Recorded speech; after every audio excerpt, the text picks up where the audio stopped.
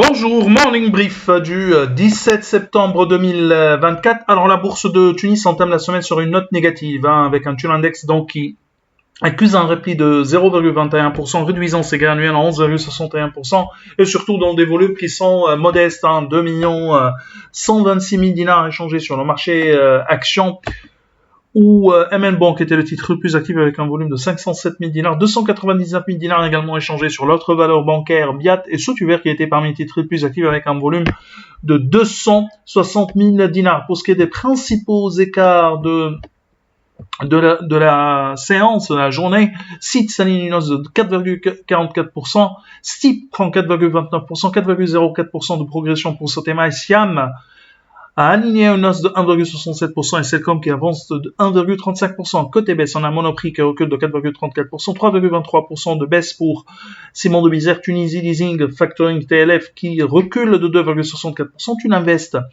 perd 2,20% et Somacer qui abandonne 2,08%. Alors, on commence par la note souveraine pour l'actualité, bien sûr, pour ce matin. Alors, la notation souveraine de la Tunisie a été relevée par Fitch Ratings, par de triple C- à triple C+.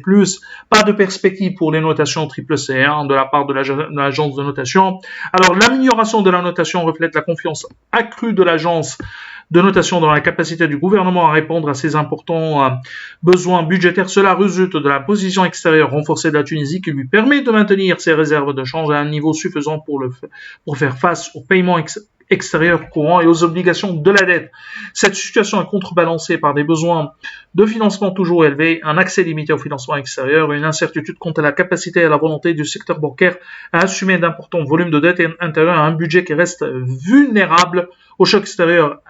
À propos de déficit, alors des besoins de financement sans tenir compte des remboursements à court terme, les besoins seraient autour de 18% du PIB en 2024 et au-dessus de 14% sur la période 2025-2026, qui est supérieur à la moyenne de 9% calculée par l'agence de notation pour les pays comparables à la Tunisie ayant une notation autour de triple C à triple C+.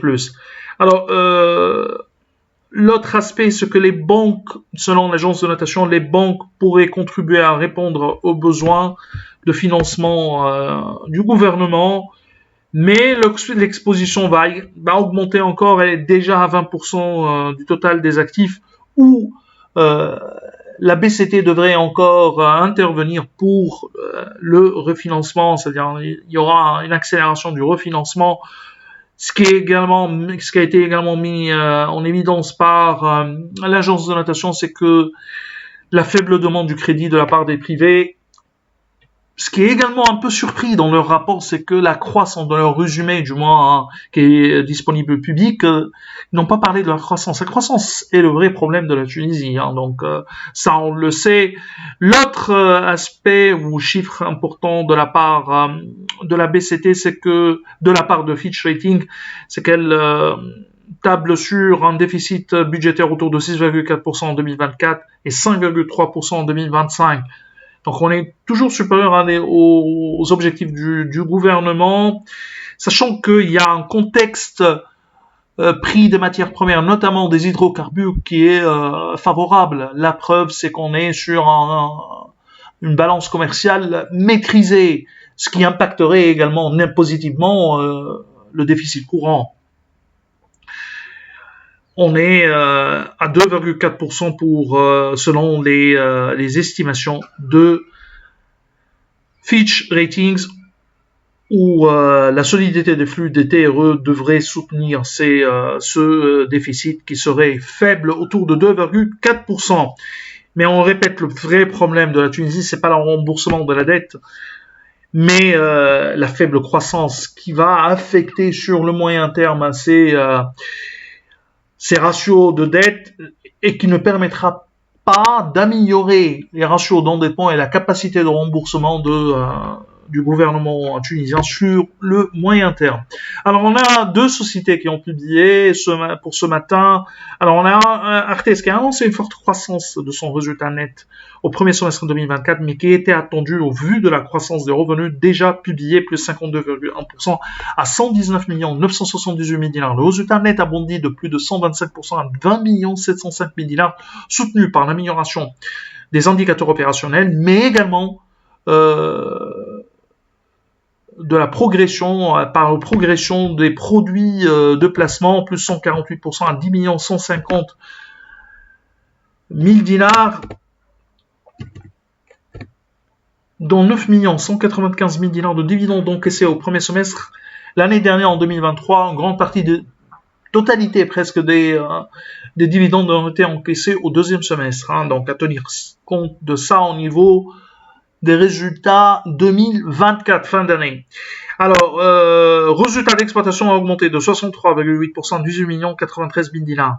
À signaler que dans le dossier relatif à la saisie en temporaire de 112 véhicules, les services de la douane ont accordé à Artes une autorisation d'enlèvement de 100 véhicules contre le cautionnement du montant de la marchandise saisie, soit 3 603 000 dinars.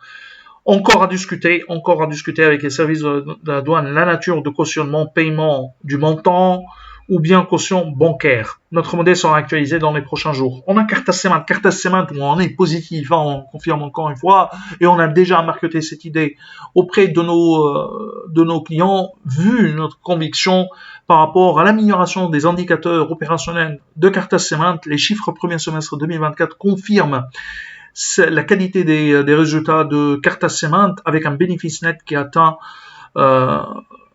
35 493 000 dinars contre un bénéfice de 24 19 000 dinars une année auparavant. On est sur une progression de 47,8% grâce à l'amélioration des marges, puisque les revenus ont augmenté de 2,1% à 212 961 000 dinars.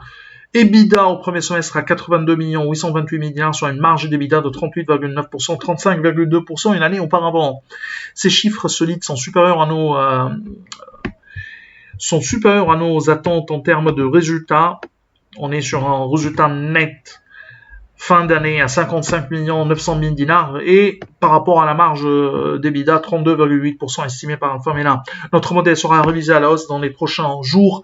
Bien sûr, il y a également la question de la dette qui continue, qui poursuit sa baisse.